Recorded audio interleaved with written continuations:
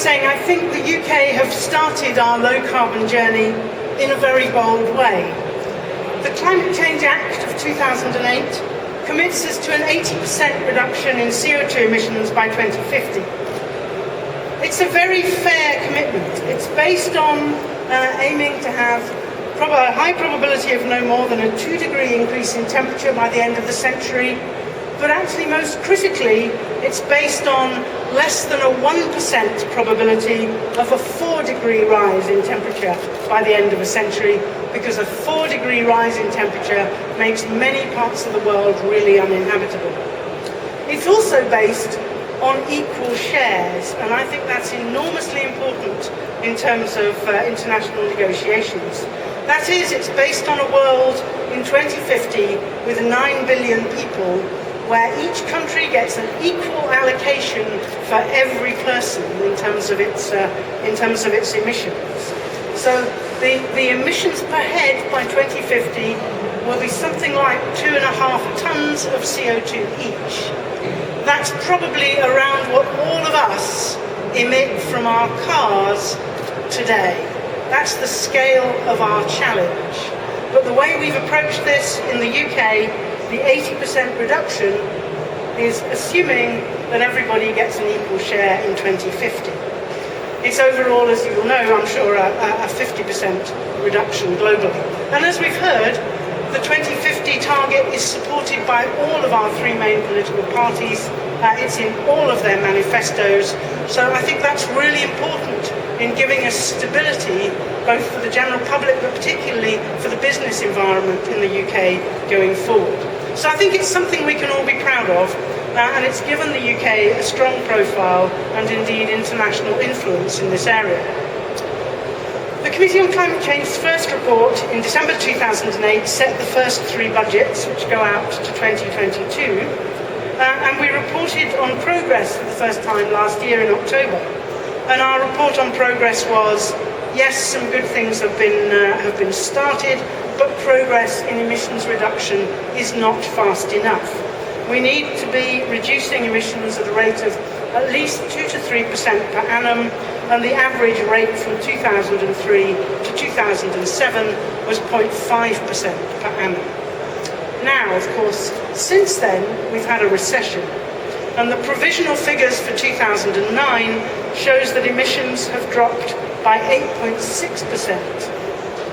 That sounds good, but actually the mix of the recession and the increases in fuel prices, and in particular the increase in coal price, which has changed the generating mix for our electricity, it's reduced the CO2 emissions from our electricity generation, probably account for all of that. So we cannot be complacent, and our message last year that there is a need for a step change in this country is a message we will be giving to the new government when they come in on May the 7th. Our major areas for emissions are, of course, electricity generation, transport, heat and industrial processes.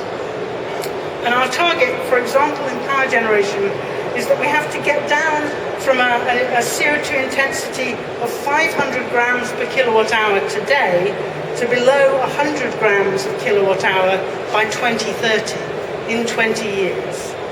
It will be possible, but it does need developments in nuclear, in wind, in carbon capture and storage, gas carbon capture and storage, particularly with the shale gas discoveries in the US and Europe, and now particularly being mentioned in the UK.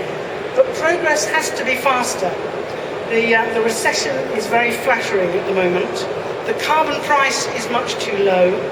Industry needs a long-term view to make long-term investments. And the electricity pricing mechanism needs revisiting urgently to make sure we get the right generating mix for our future requirements in this country. So a new government coming in must tackle these issues urgently and give us a view that can be supported beyond one parliamentary term. The kind of industrial investments need very long-term commitments. But actually there are huge opportunities for the UK in this area. We have excellent skills and patents in the areas of offshore wind, In the areas of marine energy, we're one of the most active and successful countries in the world. So inlet tides, variants on the Severn Barrage, ocean currents, wave energy. We are a real leader in all of those areas. And we are being seen now as a leader in Europe in the area of carbon capture and storage because of the demonstrator program that is now moving forward. In the area of transport, I think there are some real positives. We have recognised the fact that we need to be planning for beyond 2020.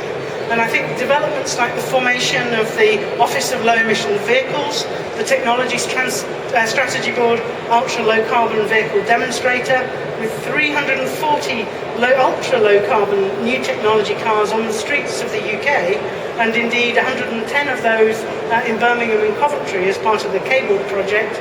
We have plugged in places looking at the infrastructure for electric vehicles.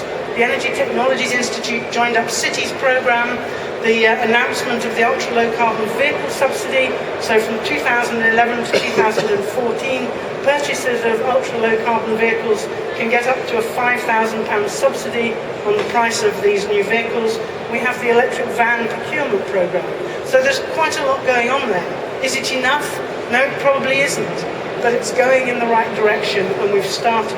And of course, we have the new VED rates for existing vehicles that have come in this April, and indeed we have the new emissions-based vehicle excise duty on second-hand cars, which has also come in from the 1st of April, which will start making us all think much more about the second-hand value of our vehicles.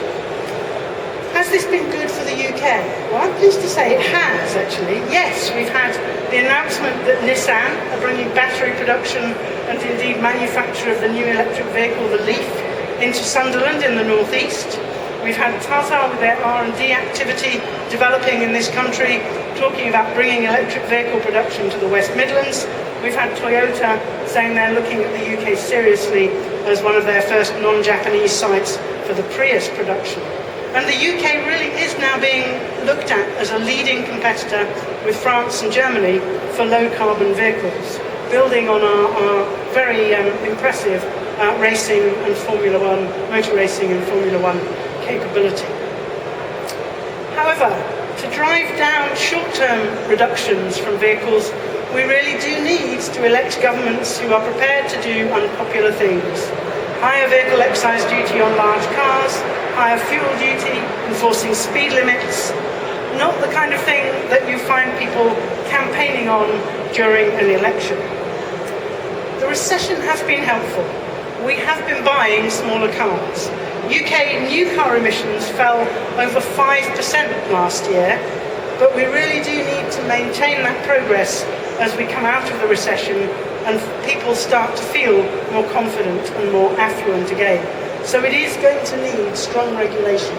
And I'm pleased that I'm seeing that industry is starting to recognise that and starting to see that it too can benefit from the regulation and the level playing field that delivers. But what we need increasingly is for our governments to make sure that that regulation is consistent across Europe and ideally consistent globally, so that that our manufacturers have single markets to address with their new investments. So, for example, UK vehicle excise duty bans are different to the approach taken in France. In Germany, they're looking at categorising the emissions of electric vehicles according to the generating intensity, whereas in the UK and France, we're going to categorise them as zero emissions vehicles. That isn't helping industry. It really does need us to be consistent, at least in the European Union, and hopefully out on a global scale. Because manufacturers need a clear, long-term and consistent signal across large markets to enable them to make the investment decisions they're going to have to.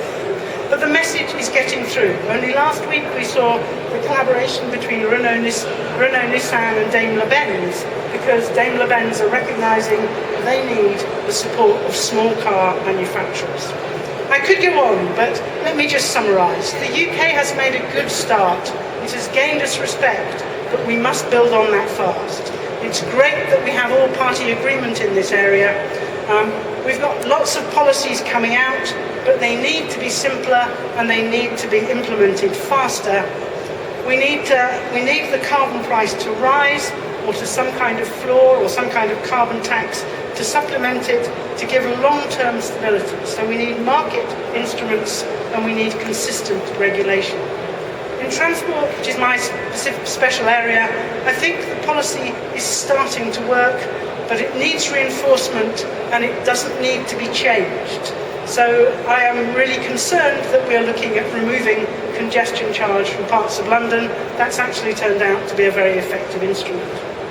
The UK is being seen as a place that's good for low carbon technology.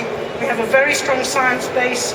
40% of venture capital investments in clean tech in Europe have been in UK companies, and we have good support like the Technology Strategy Board, and that is drawing in inward investment from Nissan, from Tata, from MHI and Siemens in the wind energy area.